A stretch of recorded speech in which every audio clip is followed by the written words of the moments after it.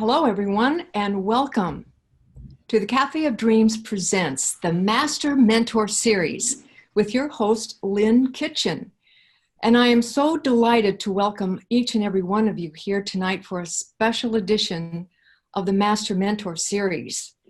Every time that I have an opportunity to have a special guest, it's an opportunity for me to share my love, which is talking about the power of mentorship. You see, what I believe is that we all grow by way of mentoring each other. So as a way of life, I love having a mentor all the time and being a mentor too, because I believe that mentorship is the ground wire to greatness. So the Master Mentor Series can be seen on YouTube. If you would love to subscribe, just simply go to Mentors and Motivators by Lynn Kitchen, and you will be able to see all of the different videos that I have, all the interviews that I have made in the past with people like Mary Morrissey, Les Brown, Dr. Wayne Dyer, Reverend Michael Beckwith, and many more. And we will be posting this video as well into the YouTube channel. And so I do invite and hope that you will join me. Tonight, I have a special guest, Pamela Nightingale. And tonight, this is a Father's Day tribute to her father, EARL Nightingale, as well as a special tribute to all of the father figures that we have had, all of those who've nurtured us into the people that we are today. And so I just wanted to say a special thanks for Pamela to be here with us today. And so welcome, Pamela. How are you? It's a pleasure to be here. Well, welcome. And I want to welcome all of our guests.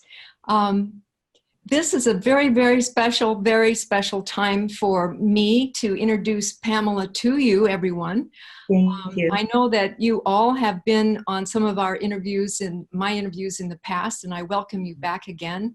Tonight, you are in for a special treat because Pamela Nightingale's father was one of the most beloved figures in the personal development industry that we know of. And so tonight we're going to be telling stories, we're going to be having fun, we're going to be asking questions of Pamela and what was it really like to be living under the same household and then traveling many years with EARL Nightingale.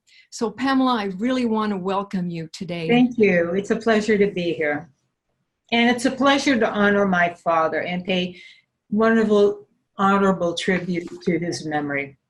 Yeah, that's what we're going to do tonight. As a matter of fact, you know, EARL Nightingale, I can give you a little bit of background, everybody. EARL Nightingale he grew up during the Depression. So he was, Pamela, you'll be talking about this later, I know it. He was someone who didn't have a lot of money growing up, and I understand he grew up in Long Beach, California. In Tent City. Right? And he was hungry for knowledge. And so from time to time as a young boy, he would frequent the Long Beach Public Library searching for an answer to one question. And let me read you this question that I found, and this was his question. How can a person searching for the answer How can a person starting from scratch, who has no particular advantage in the world, reach the goals that he feels are important to him, and by so doing, make a major contributions to others? And so his desire to find that answer was so strong, coupled with a desire and his own curiosity about the world and its workings, that it spurred him on to being one of the foremost experts on success and what makes people successful. And that's why today he is known as the Dean of Personal Development.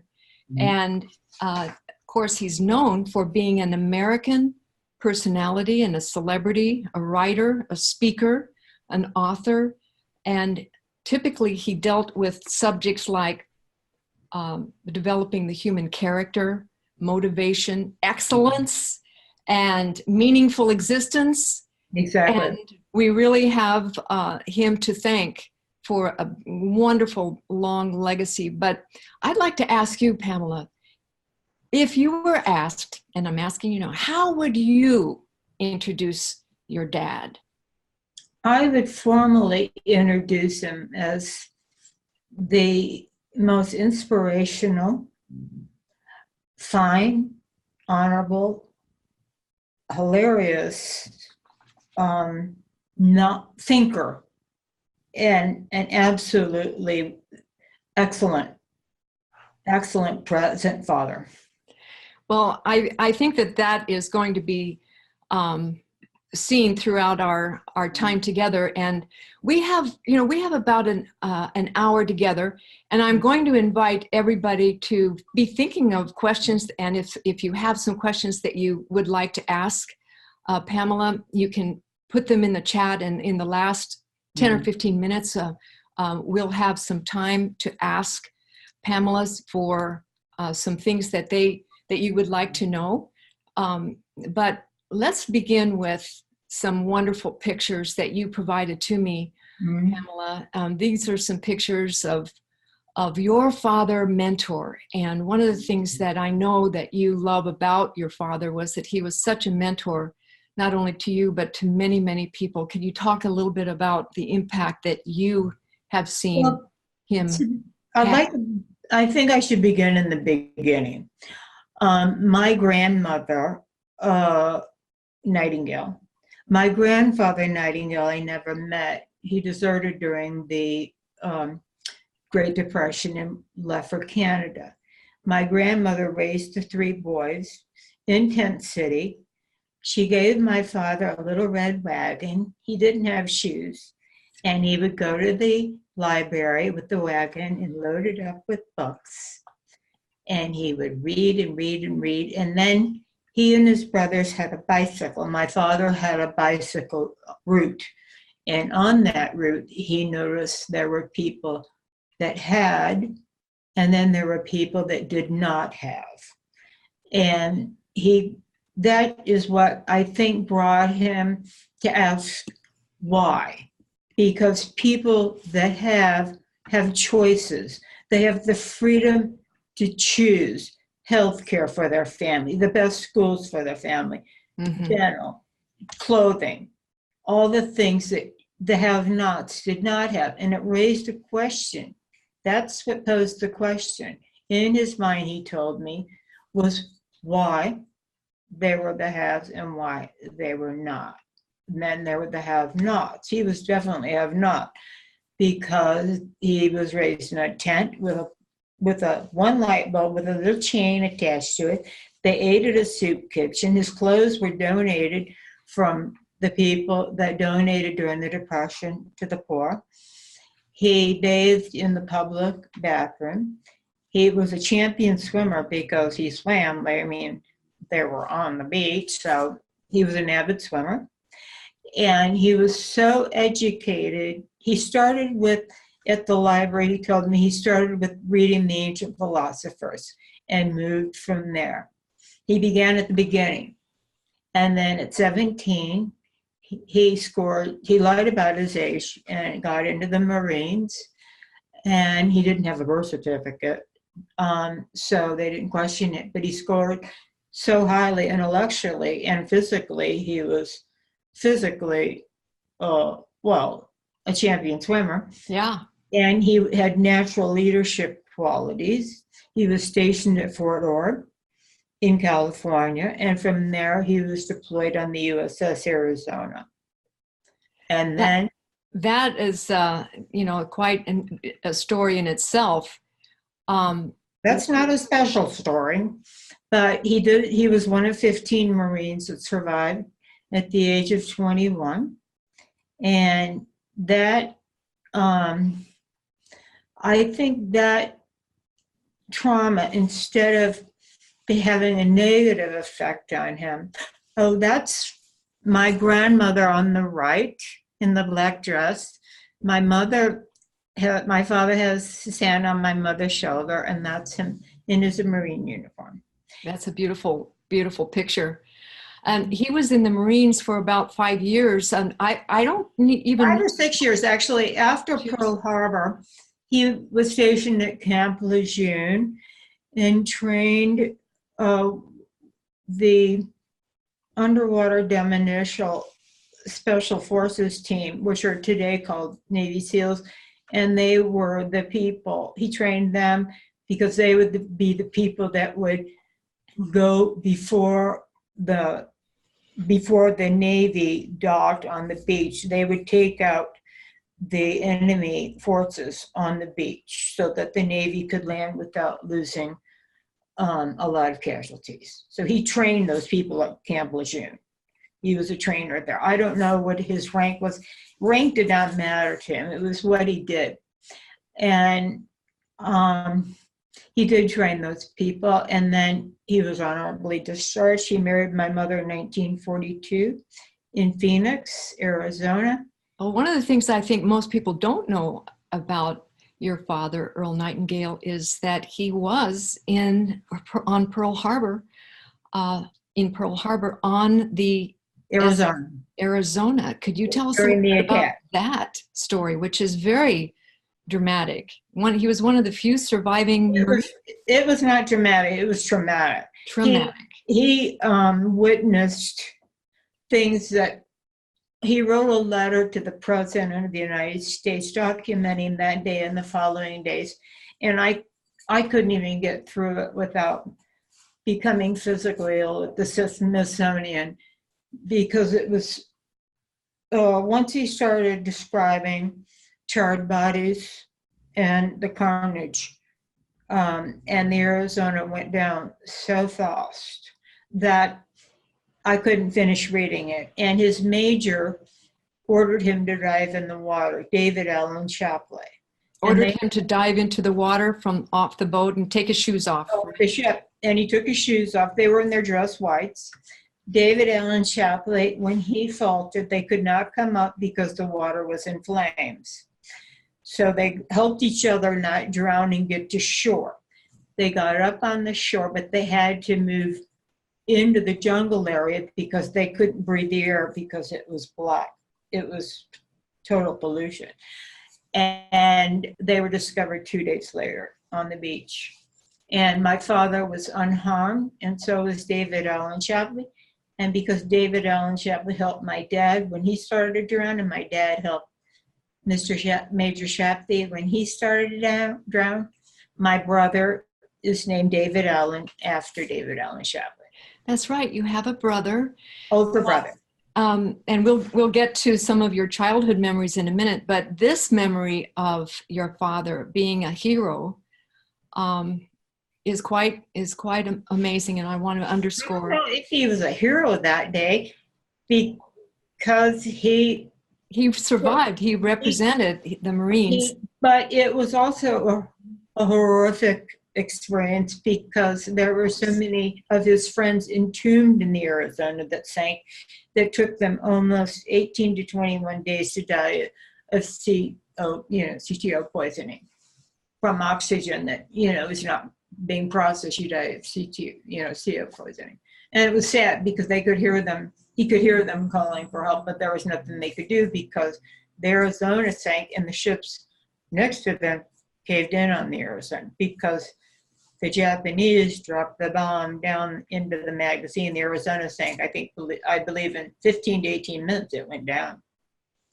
But he stayed with his best friend that was cut in half by shrapnel. He stayed with his upper half until he died because he couldn't leave him like that, alone and dying. But he was one of, 100 men? One of 15 Marine survivors. One of 15 Marine survivors. Well, we want to honor him for that. And he stayed in contact with other survivors on the Arizona, too. I'm sure he did. Gosh. Well, Pamela, what about some of the moments that you remember as a child? Perhaps you could tell us a little bit about your mother and your father. I know that your mother, he was very much in love with your mother, and he was very much in love with her. He came first. Oh, family, definitely. Oh, this is at the one, that picture is at the Ice Capades. I do have hair. It's just white. And that was at the Ice Capades. That's my mother. And that's, well, obviously my father. And that's David, my older brother. And we would go to the Ice Capades in Chicago. And my mother was so beautiful. She was Danish, and Jackie Kennedy was her style icon. So she always dressed absolutely beautifully. And she was the finest person. She was also a philanthropist, into philanthropy, and she was so kind, giving, and the best mother ever. And she died early, I understand. She had rheumatic fever during the Depression, and it damaged her heart. Mm-hmm. And I feel so blessed. I had those 16 years with her, and David had almost 20 years with her. She was just so, she was kind of like a mini dad. She was so strong and so positive and so wonderful and loving and kind with a sense of humor. You know, they both had that. Well, what a blessing to have a mother and a father who were so wonderful. Now, as a child, what were some of the stories or that you remember about your father that made the most impression, or that you began to really bond with him? I know you were a horse. You had a horse. He was always great fun, and he was so generous. He made Christmas and birthdays super special. And then when I was 8, well, he taught us how to speed read when we were children. Speed read? He taught you how to speed read when you were children? David too. And well, he taught us to read very young. And he came home when I was 8 and gave me Black Beauty. Well, I read through that night. And the next day, I went up to him and I said, well, my brother David told me that the magic words with Dad, his favorite words were shop and buy. So David told me if I wanted something, just to say one of those words. So I went up to Dad in the kitchen. I said, Daddy, would you buy me a pony? And off we went. And 2 days later, I had Lollipop, a pony. And he was an athlete. I was an athlete. And we just kind of, he got so involved with my riding. And as I grew, the size of the horse grew. He came to my horse shows. He was a very active father. He came to my swimming meets. And David is super brilliant, but more introverted, where I was more like my dad, very extroverted, very competitive. And so, and the writing instructor told my father I was a natural. So it started from there. And that's where we got each other. I got his humor, he got mine. Mm-hmm. When you were growing up, did you have an opportunity to really understand what his work in the world was? I mean, he was probably one of the most well-known. He was Sky King when you were growing up? The voice of Sky King. My parents were married in Mesa, Arizona when I was 3, and he worked at a radio station in Phoenix. Mm-hmm. And the hub of the radio business was Chicago. So he went there and applied at 3 radio stations. And he believed that luck is when preparedness meets opportunity. Well, that man was always prepared, believe me. So he went to Chicago and he was hired at all 3 stations and became the voice on the radio of Sky King. But I was just 3. So I was a little young to comprehend what Sky King was, but we would visit him on the set. It was fun. He put me on his shoulders and he showed me Penny and the horse, and the food was really good. And David would come, and I remember that. And then I remember after Sky King, he became an announcer on WGN. But I still didn't comprehend the magnitude of his brilliance. He was just a super dad and super fun and present. And he cared. He was very protective of our family. And then later on, as I grew older, I suddenly, we would be out and about and people would ask him for his autograph. But I personally thought he was just famous in Chicago at that time because I was so young. Sure. And I didn't realize that Our Changing World was the largest syndicated radio program in the world. I had no idea. And that Our Changing World was the largest syndicated radio program in the world. He translated into something like 200 languages. Yeah, that's the only ones that it was not translated into were some islands like New Guinea and things like that. But so people around the world knew of him probably. I was clueless. Realized, yeah. I was clueless. And it was like after my mother died when I was 16, and he would write more at home. And he was very present. And we had a library in our apartment that was like a real library. And he would write there and record. And, people would go out. He loved to go out for dinner and, to do things. And people would ask him for his autograph. But I just thought he was famous growing up. I was so young. I thought he was famous in Chicago. My mother, who's now 96, remembers listening to WGN Chicago because we grew up in Illinois. She remembers listening, sitting by the radio and listening in about 1942, 44 every day to Our Changing World. Mm-hmm. And she told me that one of the things that she remembers the most about Earl Nightingale was that he always spoke so highly about his wife and complimented her. And I wanted to ask you, what he deserved it. Impression of him and how he treated people, and particularly women?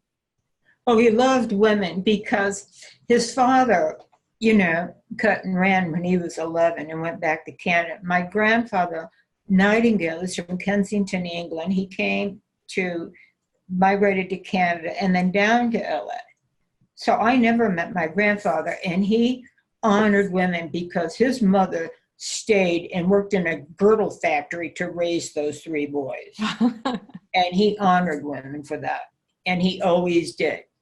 And as a matter of fact, sort of hate to say this, but I will, he had a double standard for me. My brothers had to get A's. I could swing by with season win horse shows. Well, you also told me that he never would allow anyone to say one unkind thing about a woman, and particularly about someone in your family. Disrespect. Oh, he loved shopping. He even liked going grocery shopping.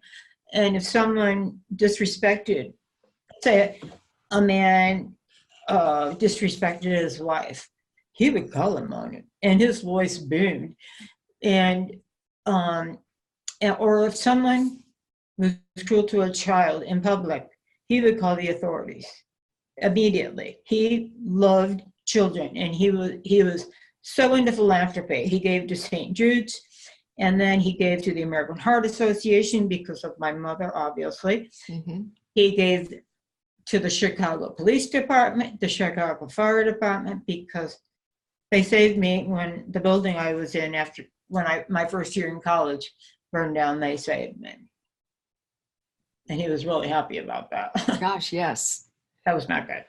Not good. And I was unconscious, and the policeman carried me down, and I awakened in a blizzard in the street with oxygen, and the fireman, I remembered his number. And he was giving me oxygen and covering me with blankets. And he said, "Who should I call?" I said, "Well, I think you should call my father, Earl Nightingale." And he went, "Okay." And he did. And I just lived like 4 miles away up Lakeshore Drive. And Dad showed up in his bathrobe and winter coat. And he said, "Well, how will I see him?" I said, "Oh, you won't see him. you'll hear him. And sure enough, he heard him. And Dad picked me up and put me in the car. And all my clothes burned up. So that was kind of fun, though. It was like a week before, no, it was about 5 days before Christmas. So personal shoppers had to show up the next day to get me a wardrobe because I couldn't go to the store in men's clothes, you know. So they came to the house because we lived right by Michigan Avenue. Everything was there. He was really protective. And after that, he asked me the number of the fire department gentleman that saved my life. And he made his Christmas plus the whole fire department. After that, I lived at home because I was too afraid not to. Oh, that's and I was just going to the University of Illinois Chicago campus, which is just an L or a cab. You know, it was very convenient. Well, now, later in life, I understand that you actually traveled with your father. Oh, definitely. And that's kind of interesting to me because I guess your mother had passed away, and you actually traveled with him almost like a companion throughout the world. He became quite ill with acromegaly while I was in college. And after that... Can you explain what that is, acromegaly? Acromegaly is when a cell goes apeshit in your pituitary gland, and it causes you to release too much growth hormone, causing you to become a giant. And even though they took out most of his pituitary gland, you still continue growing. So he became very, very large. And oh yes, but pure sinew. He was pure muscle and tall, and he grew, well, horizontally and vertically. And he became big. And so it was painful for him until he had new titanium hoods put in to walk into airports. And it causes, it's like a bull in a china shop. It's a very horrible disease because you keep growing, so you have to get new shoulders, new hips, new heart valves. It kills you. You die young. And that was one of the motivating factors for him. Is he was a man on a mission to leave a legacy because he knew he was going to die young. So he just moved up his schedule on leaving a legacy, but he never once complained about having acromegaly. He had mind over matter. And when you put that man on a mission, he was, once he had a goal, he never differed from it. And he taught me the same thing. He would say, Pamela, be very careful what you decide to do, because once you decide to do it, you have to give 100% to that goal and accomplish it. And I've always been that way. He did not like talkers. He only liked doers. He didn't like starters. He liked starters and finishers. And if you didn't fit into that category, he would just mentally dismiss you. Mentally, not verbally. Sure, of course. Well, one of the things I do know is that at one point in his career, he bought his own insurance company. And he bought an insurance company while he was doing Sky King. Okay. And then when he started with Our Changing World, he had that. Because when we would go on family holidays, and his insurance company, I was about 8 or 9, and his insurance company managers asked him we were going to be gone sailing for a while, obviously. So the manager loved sailing, right? He had his own boat and he loved sailing. He had a sailboat, the Odyssey, and he was the captain. He could read charts very easily. So before he left, his managers asked him to leave a motivational, tape for them. So he wrote The Stranger's Secret to leave for them. We went sailing. We were gone like 6 or 8 weeks. We came back, and Stranger's Secret had gone, viral, I guess. Back then it became very popular. It was the only spoken record that ever went gold. Up And to now, then, yes, it was after all these years, it's like major platinum.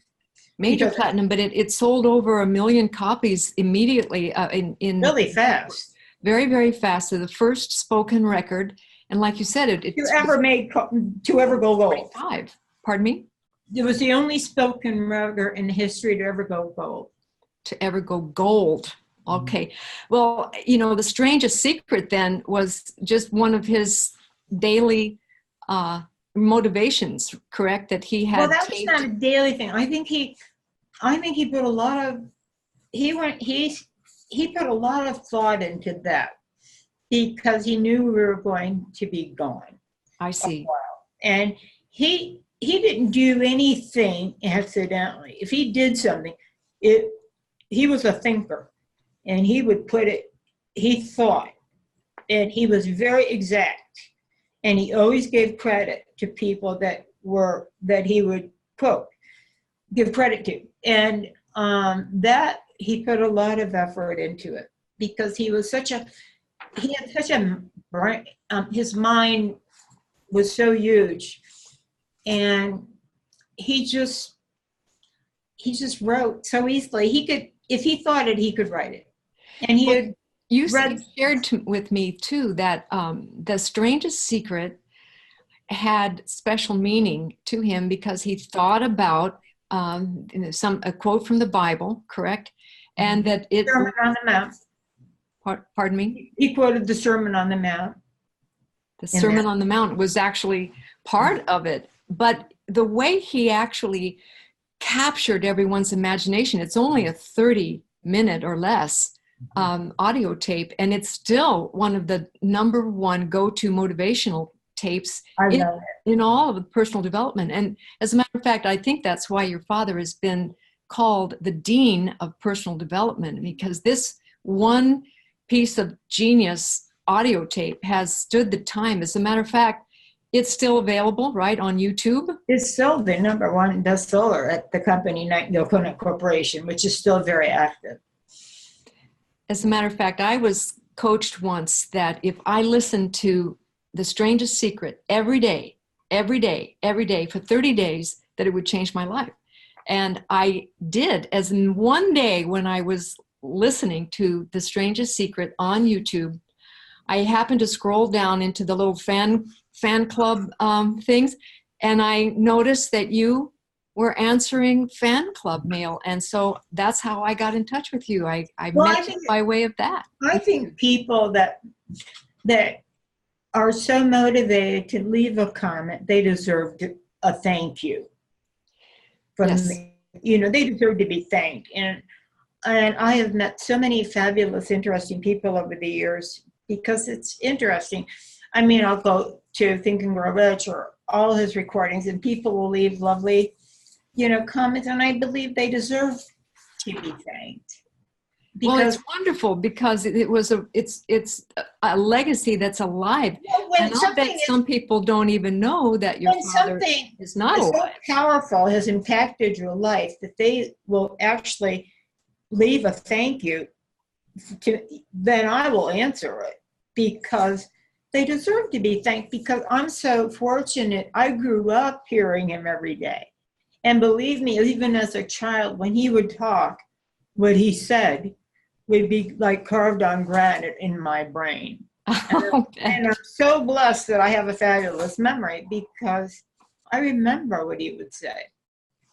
Well, what he would say were pretty profound. I have a couple of quotes that are some of my favorites. And of course, anyone can go online and get the 50 most quoted statements or quotes from EARL Nightingale. But one of the most famous one is this one. It says, "Success is the progressive realization of a worthy ideal." Mm-hmm. That's the #1 most quoted quote from your father. Success is the progressive realization of a worthy ideal. Then he said, "Our rewards will always be in exact proportion to our service." My favorite ones that impacted me were he would say, "Saying no closes doors, Pamela. Saying yes opens doors." And you also, You are the sum total, Pamela, of what you have decided to settle for. Say that again. You are the sum total. It's a, Pamela, you are the sum total of what you have decided to settle for. To settle for. And you just, and don't settle for second best. You deserve first best, Pamela. I love that one. Say that before I go into the horse show. into the ring. So you were a horse. He didn't really care if I won or lost. Mm-hmm. But because all the fathers would sit there in the audience getting totally toasted and having fun, and he didn't care. He just wanted me to give 100%. As long as I gave 100%, cool. And I understand that you were quite an accomplished horse trainer and rider. Trainer. I had a trainer. I was a rider. Yes, I did quite well because my father always had purchased me the finest horses because he was so competitive with the other fathers, making sure that my horse was better than theirs. He was very competitive, but so were the other fathers. Let's talk about how much he loved fun. Oh, okay, let's just put it this way. That man worked very hard and he played just as hard. He had a joy to be about him, and when he knew he was going to die young, believe me, he packed that in with as much knowledge to leave a legacy, but also so much fun. He was a party, a walking party waiting to happen. It's like we got on the flight, for example, we got on a 32-hour flight from Miami to Johannesburg. Okay. Johannesburg, South Africa. right. So we took off, and our first stop was Heathrow. By the time we got to Heathrow, I think it was a 727, with the bubble on the top. Well, he had first class and second class all joined together, poker going here, bridge going there, drinking going there, partying. The whole plane became one class, and everyone partied. And then we went from Heathrow to Cape Verde Islands to refuel. That was scary. And then Cape Verde Islands into Johannesburg. By the time we got to Johannesburg, we were both so exhausted, jet lagged, hungover, and I had OD'd on beluga caviar, big time. Beluga caviar. Beluga.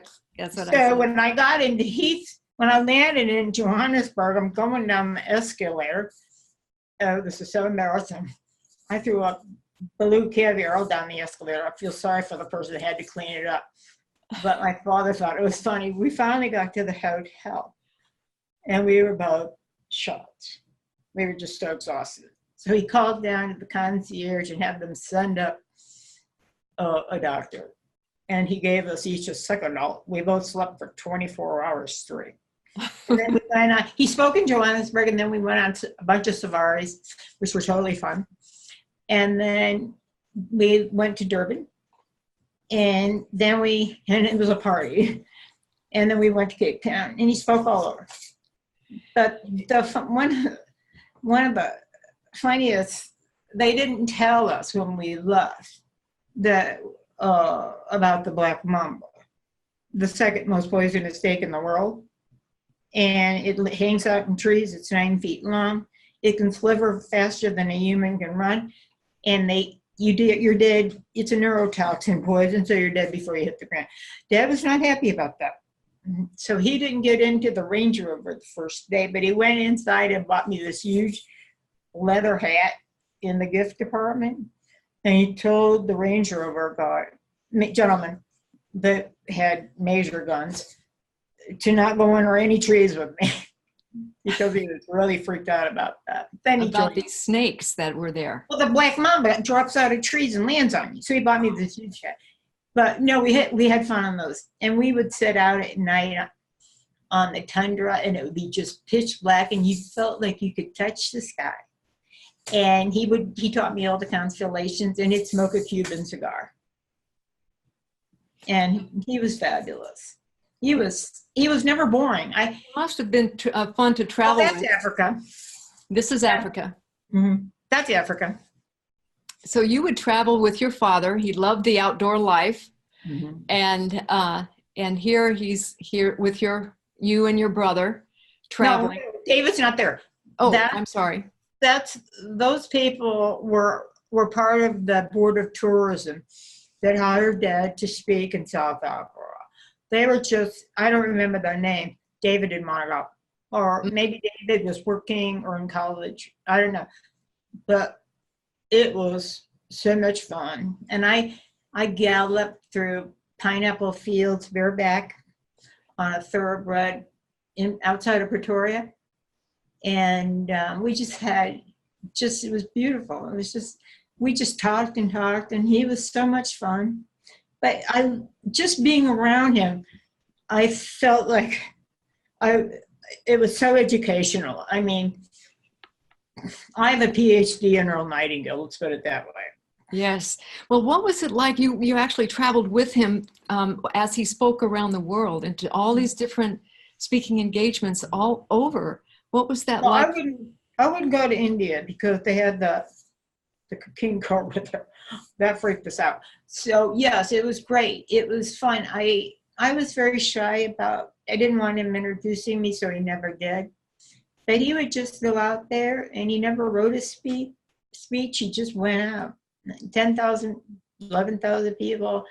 And then because he was a giant, literally, he would need, there would be receptions afterwards.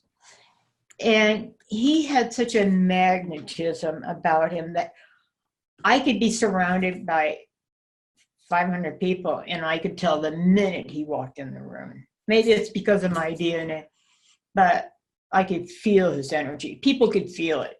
They were drawn, they were just drawn to his energy because it was so positive. He hated the word no. You didn't want to say no to my father. That was not good for your health, He could be a health hazard if anyone said no or were disrespectful to anyone in our family. Well, then you had a bodyguard who was also... In Johannesburg, I did, because it was an apartheid government, and white women would be picked up for prostitution if they were out after 6 p.m. And I wanted to go clubbing. No way Dad wanted to go clubbing.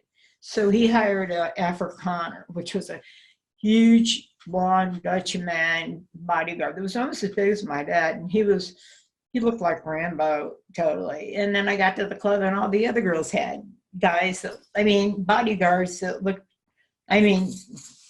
the bullets across the chest, rifles, and ninja stars. I felt so freaked out the first time. And then by the end of the time we were in Johannesburg, I was totally relaxed about having him with me because I didn't want to get arrested for prostitution after 6 o'clock. Heavens, no. That would not be good. No, that would not be good. But let me ask you another question about your father. As he was not only a world traveler, he also had quite a wonderful distinction and an honor. Would you mind talking a little bit about this picture? Okay, I was in college, so I was not there. Because of, first of all, you don't get more English than Nightingale. So his family was from Kensington originally. He was born in Long Beach, California. His work in Canada, New Zealand, Australia, any British island colony, he did so much fine work that the Queen of England sent him an invitation. I remember seeing the invitation. It was so beautiful. To honor him for his work, and she did, and that's him. So that means that he received a knighthood? No, a sir. A sir. You can't make a Nightingale a knight. I see. So it's it was kind of a joke in our family. We figured he'd have to be a sir because it would be night. Night. No, she made him a sir. Well, But that's wonderful. That's not, it's only if we lived in England, then it would be important. But he didn't like things like that. He was very humble, he correct? was he was humble and grateful, and he was so thankful for people mattered so much to him. He was so happy that he had helped so many people. It filled him with joy to know he enriched people's lives. It truly did. It mattered to him. It mattered greatly to him because he so disliked wasted human potential. He disliked that, and he wanted, if he could just wipe that out so that people could live to their full potential. It was so gratifying to him when he would get, fan mail, and it was really lovely. And then as I started traveling with him, I realized the magnitude of his fame. But before that, I just thought it was more isolated in Chicago. No, he definitely was I like to say the father of personal development because of what you just said. Don't forget Dr. Napoleon Hill, though. He greatly honored him. Yes. And he honored the Bible. He thought the Bible was if people just followed the Bible and the teachings therein, that alone is a great self-help book for leading a life positively. And, without darkness, being in the light. And then he thought the Bible maybe was probably first, and then Dr. Napoleon Hill second, and he thought maybe he was third, but he didn't. He was too humble to make a big deal about who he was. He would sign autographs. He was great about that. But we would always eat in our suite because he liked to have his meal hot, and he had to have 4 entrees, which was a little embarrassing because he was a giant. And then he could relax. Because if we tried to have dinner, he would be besieged by people wanting autographs. Because if they didn't recognize his face, his voice boomed across the room. He couldn't help that. Yes, he would recognize his voice if he said anything. Oh, yeah.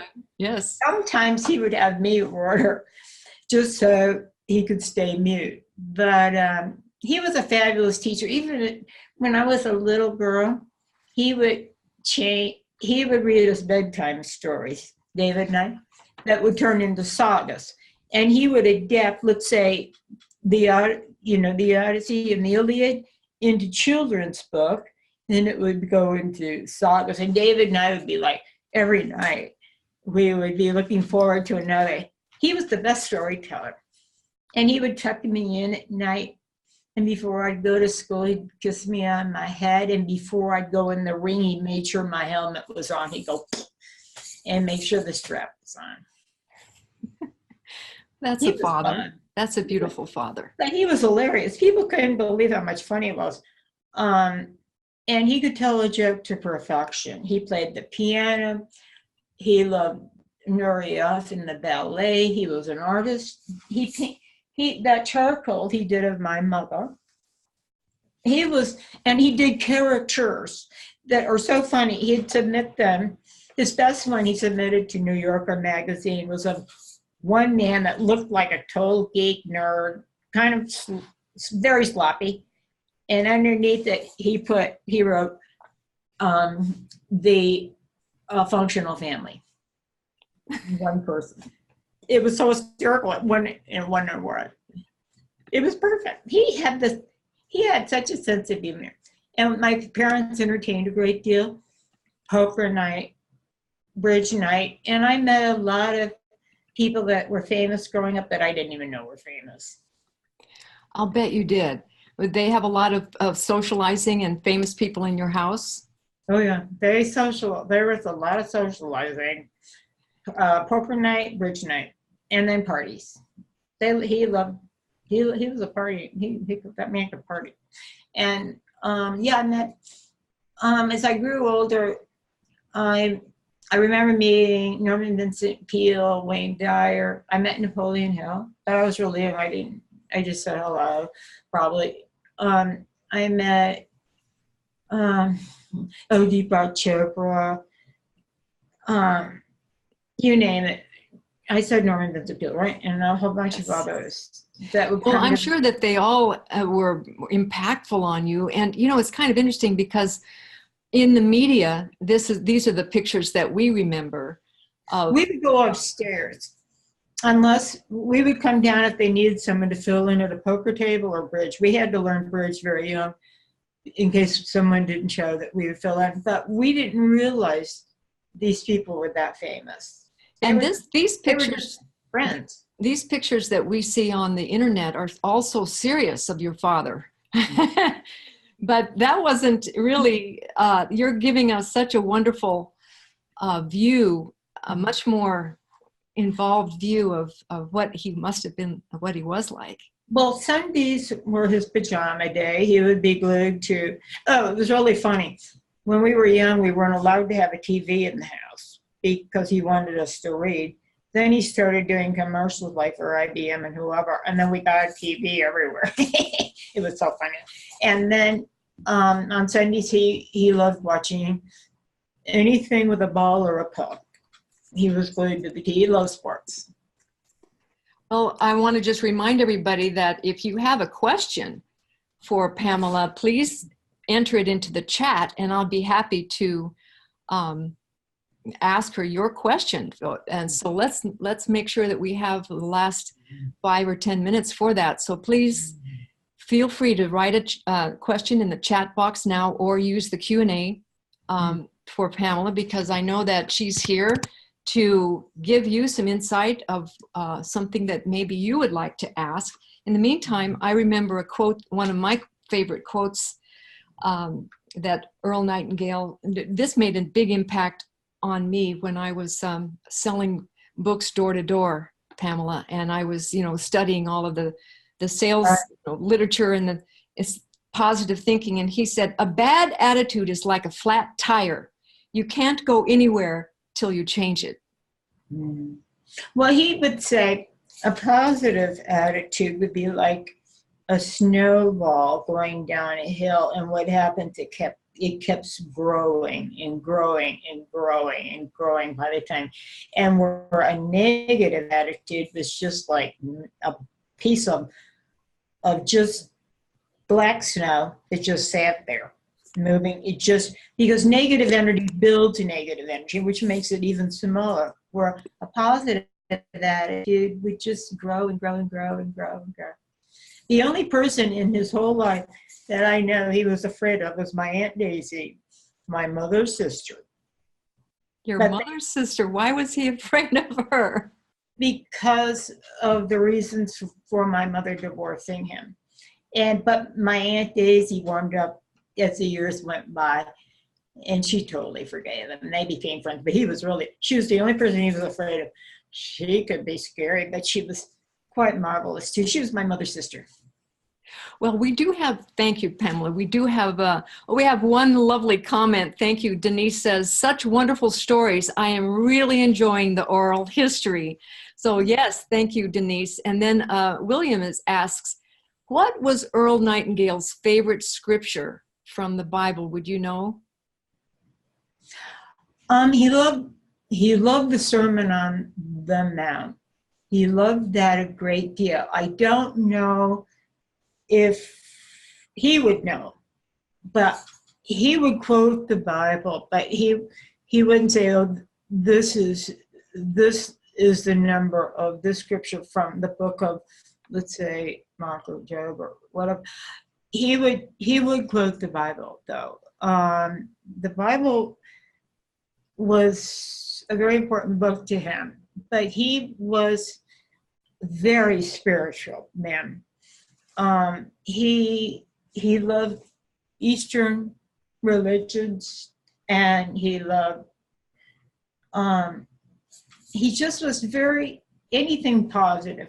He loved Confucianism, he loved Taoism, he loved Buddhism, he loved them, the positive parts of them, not the whole well, not the whole thing.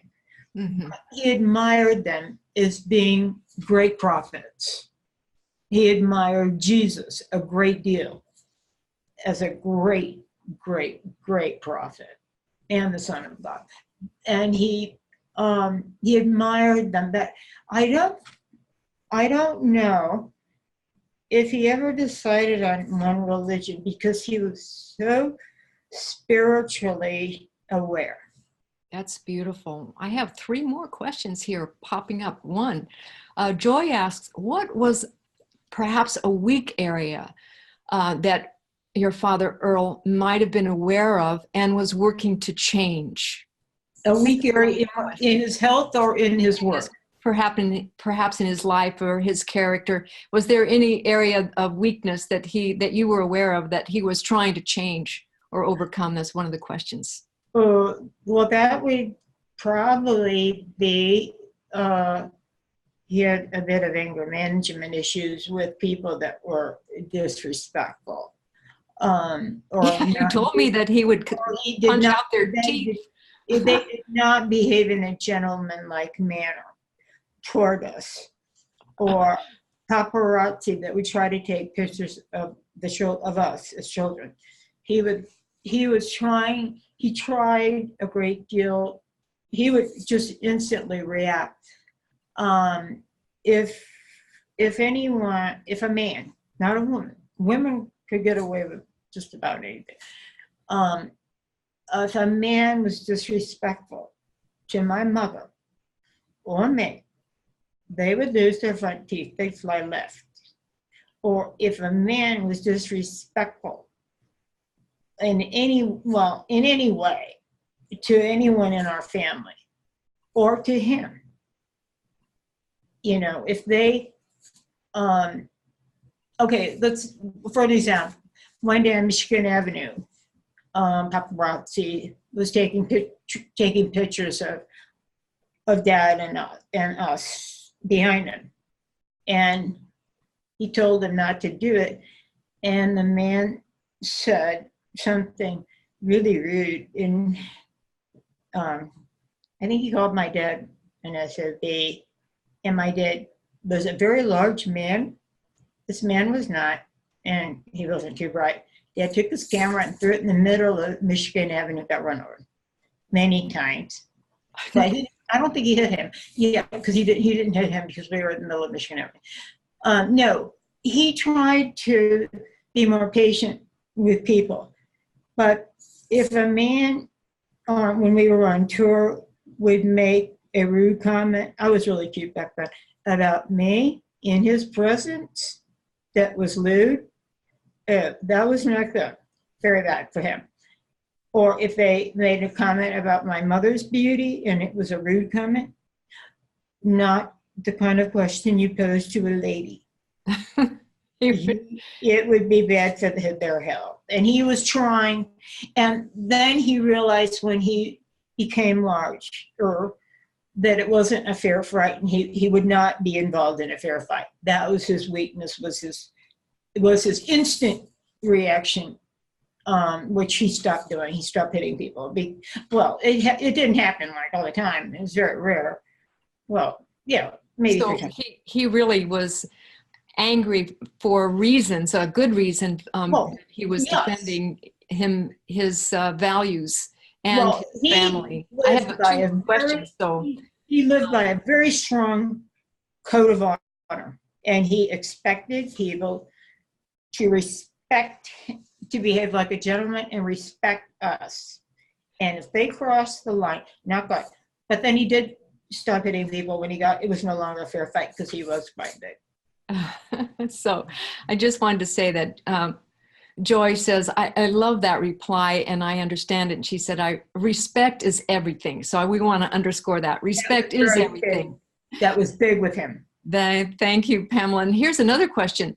Nada asks, what is the most important practice that your father taught you that you still engage every day? The best thing, I believe, well, every day I live my life to be the finest person that I can be. That is my goal every day, is to just want, it's just something I want to do. I want to live a life of honor. My code of honor is just as powerful as his, and I live by it very strongly. But I love people, and I like he did, and I honor people, and I want to be the best representative of his legacy and be the finest person I can be. And because for that, we are so grateful, Pamela. That would not only please me, it would please my mother and my father and my Aunt Daisy. And you know, it pleases us today to have you here and say these wonderful things, and the legacy of honor that he taught you and instilled in you. I just remembered something. Sure.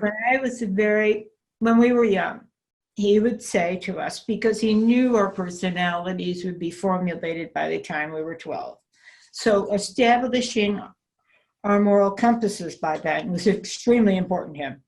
And he would say to us, a life lived without honor, David and Pamela, is a life lived dead. And believe me, when you're a child, you do not want to live your life dead. So you live by a code of honor. I can hear with that big voice saying, and then your eyes going, a life. Well, we got used to his voice. Well, we could hear him no matter where we were in the house, but we got used to it. But when I would have girlfriends over or people over, they would say, wow, your dad's voice just penetrates me. And it did. But, when you grow up, the nice thing about his voice was you could talk to him and he could be in the farthest part of the house and you could still hear him, was that it was so distinctively clear. And people will ask me on YouTube, did your father smoke? And I said, no. Later on, he started, I'd say starting in his late 40s and 50s, he started occasionally having a Cuban cigar. Oh, a Cuban cigar, but that didn't at all affect his voice. No, he wasn't a smoker. The gravel in his voice he was born with. But a lot of people will say, was he a smoker to get that kind of voice? But no, he didn't. It just came naturally. Well, we have just a few minutes left. I know we don't want to go too much overtime. If anyone has to leave, please do so. We will be sending out a recording. But just as a final question, first of all, and I do have a comment first, and that is that Denise says that she remembers a friend of hers referring to your father's voice as the voice of God. So I'm sure that is a very, very memorable voice. That's such a beautiful, thank you. I've never heard that before, but his voice was, what he said, you remembered, unless you were deaf, but his voice would penetrate you, and you could feel this magnetism from him. And the greatest thing about him was that he was not a hypocrite. What he said, he lived by, and that man was a man of honor and a gentleman and the finest father I could have had. Truly. Truly.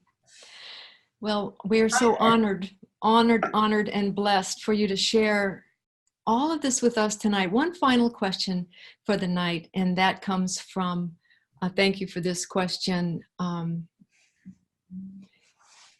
Denise. And here's the question. Did Earl have a true concept of just how important he had become for the world? I don't think he thought about that. I just knew that he devoted his life to enriching lives and leaving an important legacy that would go on and help people for decades. No, I don't think he thought of him. He'd get awards, he got a lot. He was in a lot of halls of fame, and he got the Golden Gavel Award. He got a Sir from the Queen. It was no big deal. It's what he loved doing. He believed people should not have a job. They should have an avocation, something they truly love doing. He loved what he did. He didn't care about the accolades. He just was doing what he loved. And I think he was so grateful because he knew from his fan mail and the sales of his recording that he was enriching lives. And that's what mattered to him. Yes. Not that award system. He did not like social climbers. He didn't like wannabes. He didn't like hangers on. He liked people that were starters and doers and finishers. He honored those people, and he honored the people. He always gave credit to people. He wasn't like that. I just think he got so much gratification, not from the awards or whatever, accolades. He got gratification from knowing he was enriching people's lives.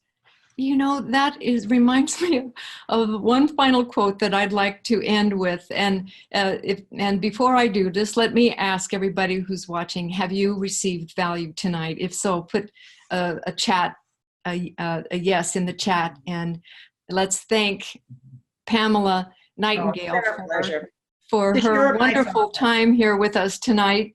And I want to leave everyone with this final quote of Earl Nightingale, that you can't get rich unless you enrich. And that's just what you were saying, Pamela, right?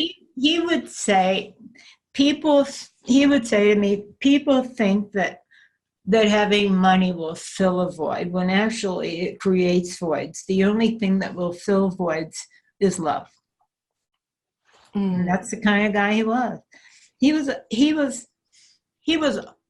a major source of power, but he was a humble man. Truly, we have and a kind man. He was a kind man and a major philanthropist, and majorly into philanthropy. He gave back.